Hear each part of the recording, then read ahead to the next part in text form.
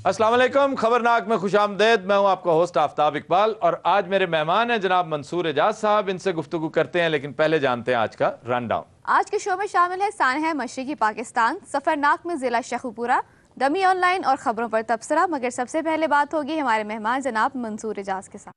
ਉਹ ਜੀ ਮੈਨੂੰ ਇੱਥੇ ਕਿਉਂ ਬਿਠਾਇਆ ਤੁਸੀਂ ਸਾਈਕਲ ਚੁੱਕਿਆ ਉਹ ਮੇਰੀ ਜਗ੍ਹਾ ਤੇ ਬਿਠਾਓ ਨਾ ਉੱਥੇ ਆਓ ਦੱਸੋ ਲੱਗਦਾ ਵੱਡਾ ਟੈਚੀ ਰੱਖਿਆ कीम साहब चंद दिन तक हमारे सेट में तब्दीली हो रही है, उसके बाद देखें आप इतने दिन गायब रहे हैं तो अब ये उसकी जगह है। जब उसका केबिन बन जाएगा तो फिर आप अपनी पुरानी जगह पे आ जाएंगे, आड़ू ग्रेनेड शिफ्ट हो जाएगा ना। तुसी इतनी देर हज ते लाती होते बाद जुत्तियां कट्टियां कर दे।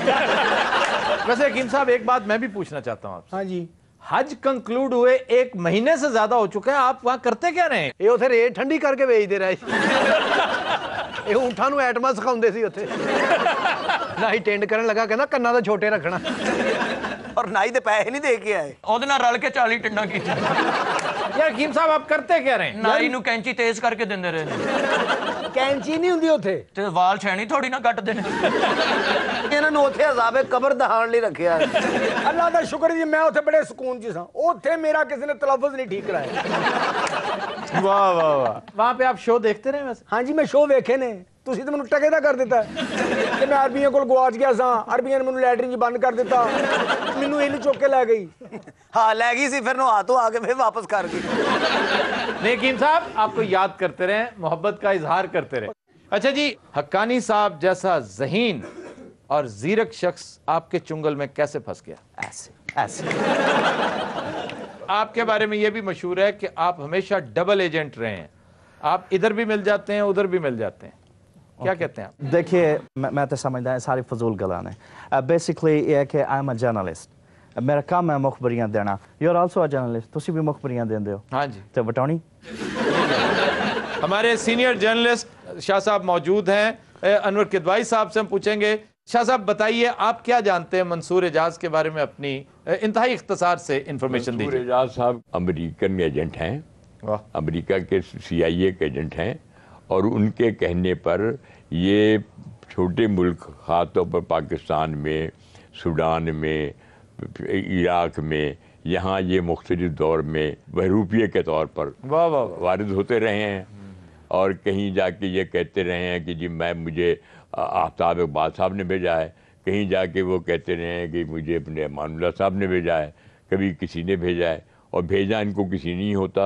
मुझे इनसे जो गिला है वो ये है कि चाहिए ये था कि ये साहिब हैसियत हैं, साहिब सरवत हैं, इन्होंने बड़े पैसे कमाए अमेरिका से, ये उसको कमाई से कुछ इस मुल्क को फ़ायदा पहुँचाते, ये अपनी हैसियत से को फायदा पहुंचाते, अपनी हैसियत से फ़ायदा पहुँचाते। ये यहाँ उल्टे काम करते रहे। मोहतरमा इनकी इन सरगर्मियों से इतनी खौफजदा थी कि वो अपने स्टाफ को कहती थी कि इस आदमी से न मिलना, ये बड़ा खौफनाक आदमी है। तो दाग देखा सब ना तो मैं कदे किया कि मानुल्लाह साहब ने मैंने भेजा था, ना मैं कदे किया आफ्ताब साहब उन्होंने मिसाल दी है। ओ मिसाल नहीं दे रहे, ओ एवं ही कह रहे हैं कि जेडे अंकल ने मेरा ख्याल है कि इस तरह हमारे सीनियर जर्नलिस्ट हैं वो।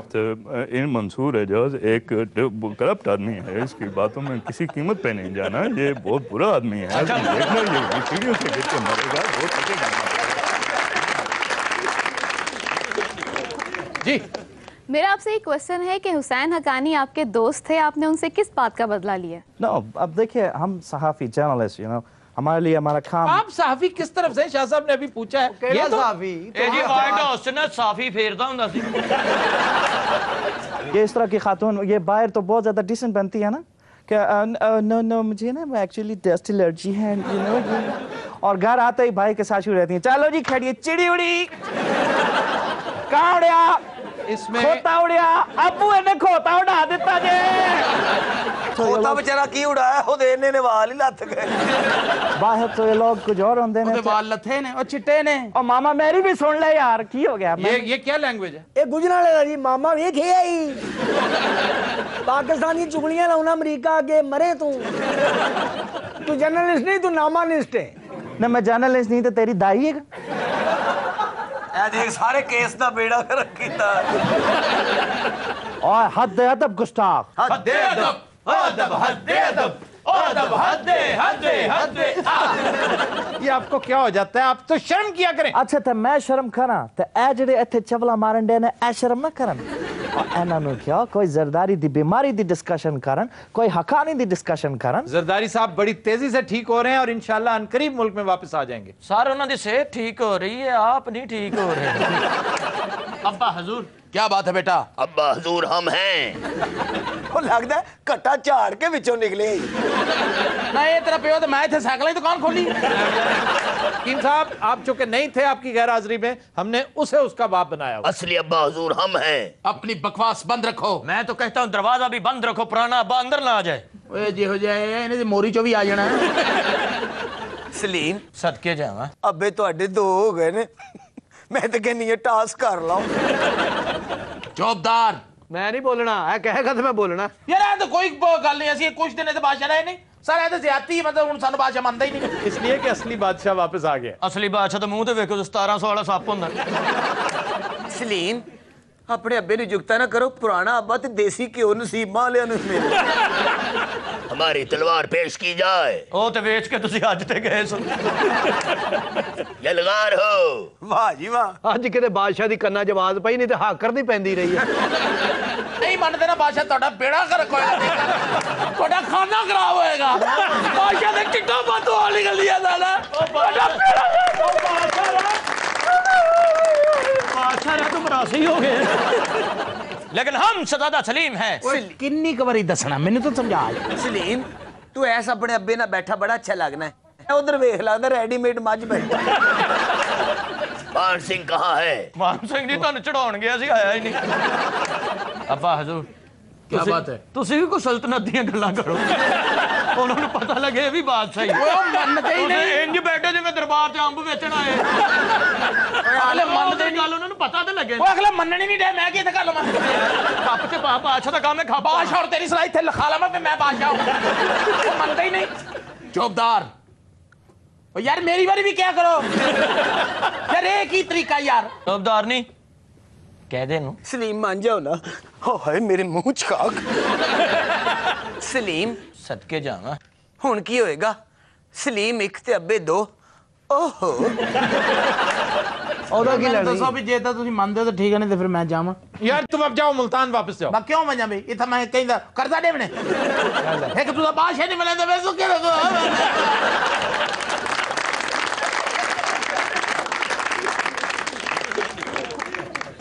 ਸਲੀਮ ਸਦਕੇ ਜਾਵਾਂ। ਇੱਕ ਆਪਸ਼ਨ ਹੈਗੀ ਹੈ, ਅੱਬਾ ਤੂੰ ਇਹਨੂੰ ਹੀ ਰੱਖ, ਉਹਨੂੰ ਤੂੰ ਅੰਮੀ ਬਣਾ ਲੈ। बाखुदा हमारी मौत वाक़या हो सकती है। ਇਹ ਮੇਰੀ ਹੋਣੀ ਹੈ। ਆਹੋ ਨਾਲੇ ਸਹੀ ਗੱਲ ਏ, ਇਹ ਅੰਮੀ ਨਹੀਂ ਠੀਕ, ਇਹ ਡਿੱਗਣ ਜੀ ਅੰਮੀ। ਇਹ ਕੀ 12 ਚੋਂ ਫੜੀ ਗਈ ਸੀ। Khwateen Hazrat, we'll take a break. Stay with us.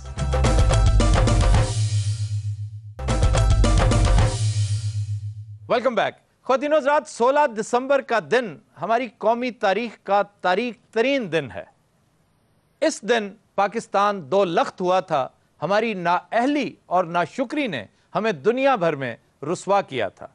आज इसी अंदोहनाक दिन की यादें ताज़ा करने के लिए, इस गम को बारे दिगर याद करने के लिए हमने ज़हमत दे रखी है सीनियर सहाफ़ी और हमारे बुजुर्ग दोस्त सैयद अनवर किदवाई साहब को। शाह साहब, आप क्या समझते हैं कि ये किसका कसूर था, सियासतदानों का, जर्नैलों का या दोनों का? ये तीनों का कसूर था जी, अवाम का, वाह। सियासतदानों का और जर्नलों का। और साजिश थी बहुत खौफनाक। उस साजिश में शरीक था रूस, उस साजिश में शरीक था अमेरिका, उस साजिश में शरीक थे इस मुल्क के हुक्मरान। ठीक। ये तीनों शरीक थे। रूस के साथ हमारे ताल्लुकात बड़े कशीदा थे। जब मशरक़ी पाकिस्तान में झगड़ा शुरू हुआ, लड़ाई शुरू हुई, सिविल वार शुरू हुई आपस में, तो उस वक्त बांग्लादेश के बहुत से लोग भाग के बंगाली हिंदुस्तान चले गए, महाजर बन के। उनको उन्होंने इंदिरा गांधी ने पनाह दी। तो उस वक्त अप्रैल 1971 में रूस का जो प्रेसिडेंट था पोटगोर्नी, उसने ख़त लिखा यहिया खान को उनकी हिमायत में कि वो लोग जो हैं वो इस तरह से हो रहे हैं और आप कुछ करें। तकरीबन 14 लाख थे वो। जी, उन्होंने एग्जाइल गवर्नमेंट भी वहाँ बनाई, ताजुद्दीन साहब वज़ीर आज़म भी बने बांग्लादेश के। तो उस वक्त ये सूरत हाल थी। अमेरिका का एक प्रॉब्लम ये था कि वो वियतनाम से نکل رہا تھا. جس طرح وہ ہر دور میں کرتے ہیں ہمارے ساتھ, وہی ان کا رویہ تھا. جو ان کا ایمبیسڈر تھا اس وقت پاکستان میں, وہ انتہائی پاورفل آدمی تھا. وہ یہاں ایمبیسڈر بننے سے پہلے CIA کا چیف تھا, فارلینڈ اس کا نام تھا. وہ بھی اس سازشوں میں شریک تھا.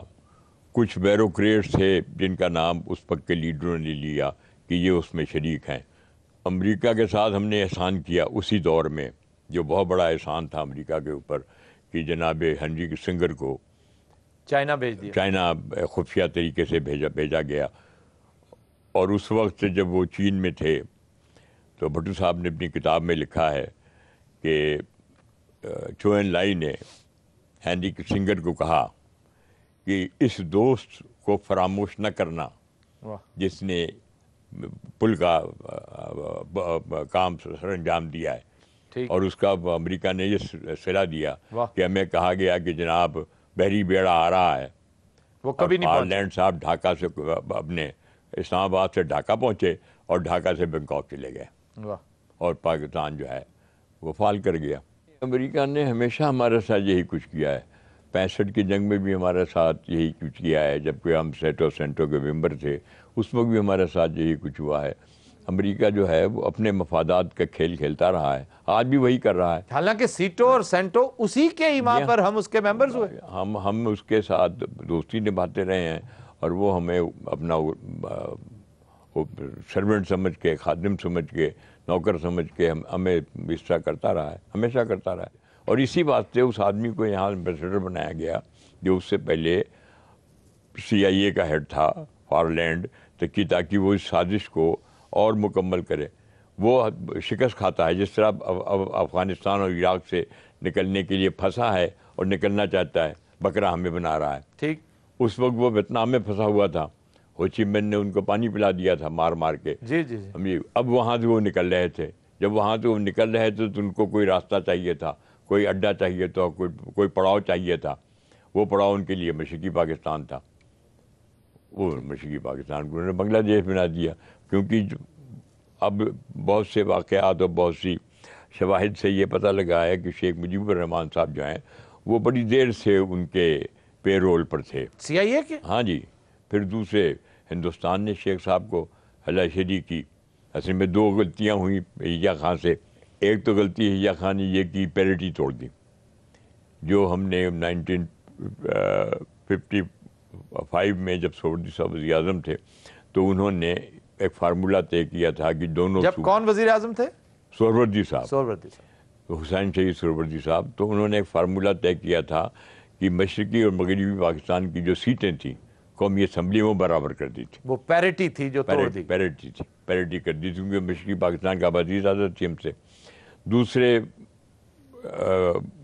مغربی پاکستان تھا, وحدت تھی, ایک صوبہ بنا دیا تھا تاکہ مغربی پاکستان مشرقی پاکستان برابر ہو جائے. یحییٰ خان صاحب نے LFO کے تحت, لیگل فریم ورک آرڈر کے تحت وہ صوبے توڑ دیے. دوسرے وہ پیرٹی توڑ دی. پیرٹی توڑ دی تو 1 مین 1 ووٹ کر دیا. اس سے مشرقی پاکستان کی سیٹیں زیادہ ہو گئیں. جی جی جی.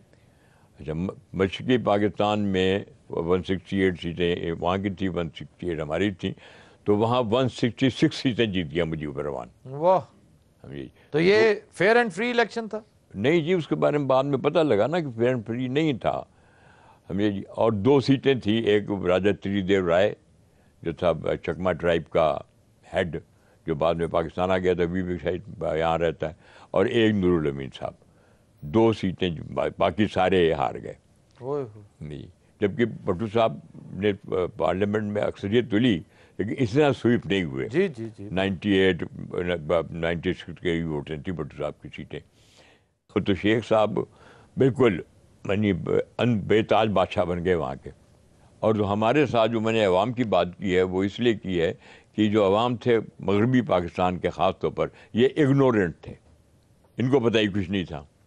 14 تاریخ کو پرابلی میرا خیال ہے, ہاں 14 ہی تھی, یحییٰ خان نے تقریر کی تو اس نے کہا کہ ہم فتح ہونے والی ہے, اور لوگ جو چھالے مار رہے تھے, واہ واہ واہ فتح ہونے والی ہے. اس قدر بے خبر لوگ تھے. بے خبر رکھا گیا, بے خبر رکھا گیا. یحییٰ خان کو بے ہوش کر دیا گیا. شاہ صاحب وہ تو اپنے آپ کو ہر وقت بے ہوش کیے رکھتے تھے. جی وہ بے ہوش کرایا گیا آپ نا. کو یاد ہے ایک دفعہ وہ 5 گھنٹے کے لیے خواتین و حضرات صدر پاکستان 5 گھنٹے کے لیے غائب ہو گئے تھے, صفحہ ہستی سے تقریباً مٹ گئے تھے, کسی کو خبر نہیں ہوئی. اور پھر بڑی تگ و دو کے بعد پتہ چلا کہ گاڑی کی پچھلی سیٹ پر نشے میں دھت سوئے ہوئے ہیں, اور وہ وقت ایسا رہا 5-6 گھنٹے کا کہ پاکستان کا سربراہ کوئی بھی نہیں تھا. خواتین و حضرات ہم اس گفتگو کو یہیں سے کنٹینیو کریں گے, لیکن ایک بریک کے بعد. سٹے ود اس.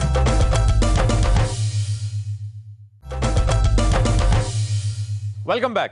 شاہ صاحب یہیں پہ ذرا کلیئرلی بتائیے کہ سیاستدان کیا اتنے ناآشنا تھے حالات سے, اتنے نااہل تھے کہ انہیں سمجھ نہیں آئی انٹرنیشنل کانسپیریسی کی. ہمارے ہاں جو تھے بھٹو صاحب کہہ رہے تھے, آتے ہی انہوں نے پاکستان پہ قدم رکھتے ہی ڈھاکہ سے واپس تشریف لائے, اور آتے ہی کہنے لگے کہ شکر ہے پاکستان بچ گیا ہے, خدا کا شکر ہے.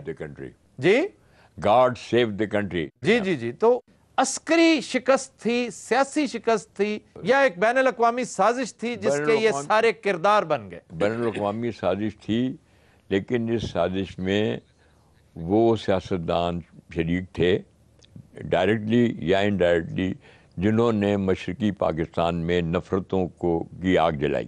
ٹھیک. اس میں مولانا عبدالحمید خان بھاشانی صاحب بھی شامل تھے, اس میں شیخ مجیب الرحمان صاحب بھی شامل تھے, اس میں اے کے فضل الحق صاحب بھی شامل تھے جنہوں نے قرارداد پاکستان پیش کی تھی. یہ سارے مشرقی پاکستان کے لیڈر تھے. پھر ایک وہی صورتحال تھی جو ہم یہاں کر رہے ہیں, آج بھی کر رہے ہیں, کہ محرومی جو ہے چھوٹے صوبوں کی, دوسرے صوبوں کی, اس کو دور نہیں کر رہے. تو وہ یہاں کے کہتے تھے کہ اسلام آباد کی سڑکوں سے ہمیں پٹسن کی بو آتی ہے. نہیں جی, محرومی مطلب فوج میں ان کا حصہ کوئی نہیں تھا. کتنے جرنیل تھے اس وقت شاہ صاحب جو 3 سٹار 4 سٹار جنرل تک کوئی یاد ہے؟ کوئی نہیں تھا. وسیع الدین میجر جنرل تھا, شاہ شہاب الدین کا بیٹا. اچھا, بات باقی کوئی نہیں تھا. واہ واہ واہ. یعنی بنگالی اس قابل تھے ہی نہیں. بنگالی ریجمنٹ ہی نہیں تھی.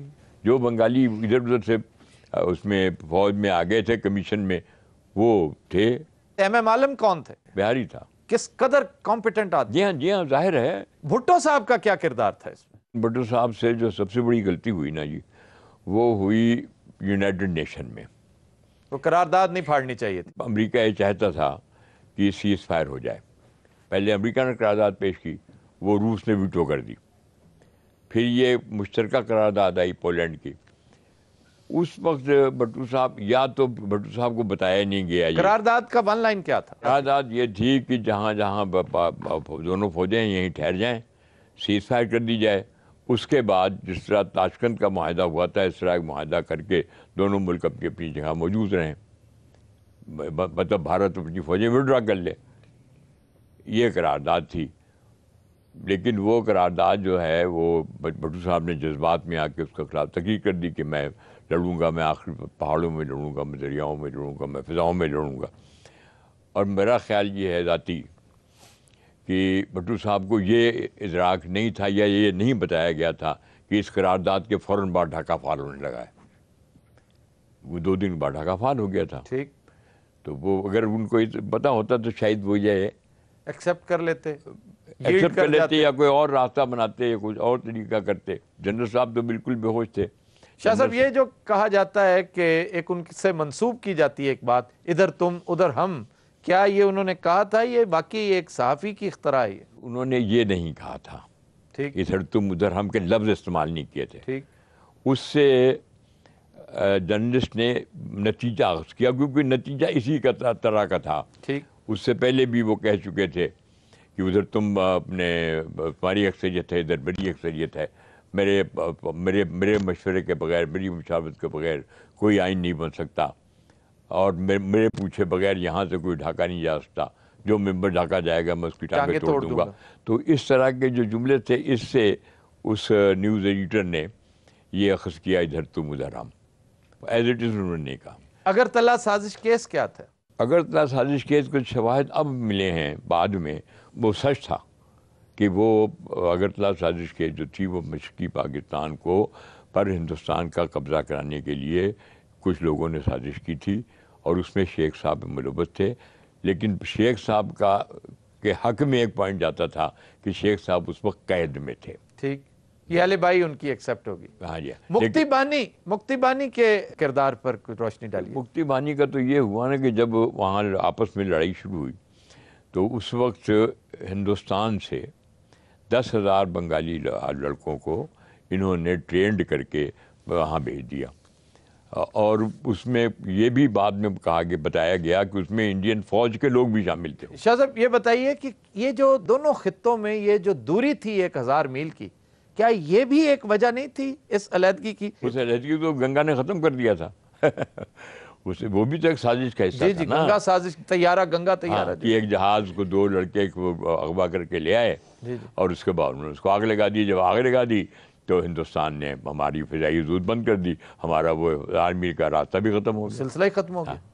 تو یہ سارا بھی اسی سازش کا ایک حصہ تھا. ہاں، بڑی خوفناک سازش تھی. اچھا شاہ صاحب، ہنری کسنجر نے اپنی کتاب میں وائٹ ہاؤس ایئرز میں یہ تذکرہ کر رکھا ہے کہ اندرا گاندھی بڑی مصر تھیں کہ ایسٹ پاکستان ٹوٹنے کے بعد وہ ویسٹ پاکستان پہ حملہ کرنا چاہتی تھیں، تو مجھے بذات خود انہیں کہنا پڑا اور سختی سے تنبیہ کرنی پڑی کہ ایسا نہ کریں. اس بات کی تصدیق آپ جانتے ہیں رچرڈ نکسن نے بھی کر رکھی ہے. کیا کہتے ہیں آپ؟ اندرا گاندھی جو تھی اس کی بڑی یہ خواہش تھی کہ وہ اپنی زندگی میں اس ملک کو ختم کرے. ان کی نفرت کا اندازہ لگائیں گے. جب مشرقی پاکستان فعال ہوا تو انہوں نے بیان دیا کہ میں نے 2 قومی نظریے کو بے آف بنگال میں پھینک دیا. شاہ صاحب، اس میں متضاد رائے ہیں کہ ان کا یہ کہنا کہ ہم نے آج 2 قومی نظریے کو خلیج بنگال میں غرق کر دیا ہے، اس کے شواہد آج تک نہیں مل سکے. میں خود تحقیق کرتا رہا ہوں، جو ضعیف روایات اس حوالے سے ملی ہیں اندرا کے حوالے سے آج تک میری نظر سے، آپ مجھے کوٹ کر دیجئے اگر کوئی ذہن میں ہے. نہیں کوئی بات نہیں ہے، وہ نہیں ہوگا، لیکن ان کی نفرت جو ہے مائنڈ سیٹ یہی تھا. ہم نے کوئی سبق حاصل نہیں کیا مشرقی پاکستان ٹوٹنے سے، ہم نے کوئی سبق حاصل نہیں کیا دوسرے حادثات سے، ہم نے مارشل لاؤں سے کوئی سبق حاصل نہیں کیا. ہم تو اس کو توڑنے پہ مصر ہیں کہ کسی طرح. اور وہی حالات ہیں اس وقت، وہی حالات ہیں جو مشرقی پاکستان کے وقت تھے پاکستان میں. اسی حالات سے ہم گزر رہے ہیں. وہی کرپشن ہے، وہی محرومیاں ہیں، وہی آپس کی لڑائیاں ہیں. اس وقت بھی سیاستدان اسی طرح لڑ رہے تھے. خواتین و حضرات، پچھلے کئی سالوں سے ہم 16 دسمبر کی دردناک یادوں کو تازہ کرنے کی کوشش کرتے ہیں اور اس بات کا رونا بھی روتے ہیں، جیسے ابھی شاہ صاحب فرما رہے تھے کہ ہمارے سیاستدانوں، ہمارے حکمرانوں، حتیٰ کہ ہمارے عوام پر بھی اس کا کوئی اثر نہیں ہوا. آج اس بحث کو کنکلوڈ کرتے ہوئے میں مسعود مفتی صاحب کی یہ سطریں، جنہیں میں پہلے بھی کئی بار پڑھ چکا ہوں، ہمیشہ مجھے ہانٹ کرتی ہیں، آج پھر آپ کی نظر کر رہا ہوں کہ یہ رودات بیان کرتے ہیں ڈھاکہ فال ہونے کی. جس شام یہ سانحہ رونما ہوا وہ ڈھاکہ ہی میں تھے. تو کہتے ہیں کہ میں انٹر کانٹیننٹل ہوٹل ڈھاکہ کی ایک کھڑکی میں کھڑا پاکستان کو جغرافیے سے نکل کر تاریخ میں جاتا دیکھ رہا تھا اور میرے منہ سے فیض کا یہ مصرع بے اختیار نکلتا چلا جا رہا تھا کہ میرے وطن تیرے دامان تار تار کی خیر. خواتین و حضرات، we'll take a break. Stay with us.